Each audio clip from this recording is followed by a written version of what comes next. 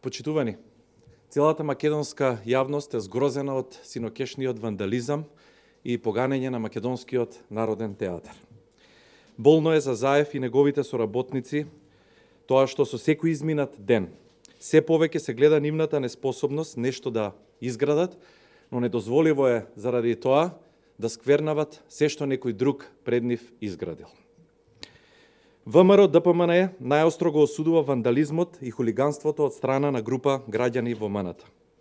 Снимката која излезе во јавноста, а од која се гледа како се оштетува имотот на МНТ е срамна и доказ дека со оваа власт е пробиено дното. МНТ е институција за одржување на театарски представи и културни собири, а не сцена за дивење на навивачки групи.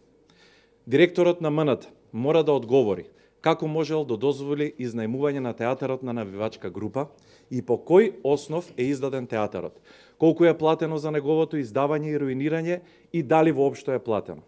Како може да се издава театарот само со јавување на телефон? Па нели има правилник и процедура за тоа? И на крај, кој ќе сноси одговорност и кој ќе ја плати штетата? И зошто никој од обезбедувањето не реагира кога поединци почнаа да дивеат и да се качуваат по седиштата? Докаде оди лудилото на оваа власт?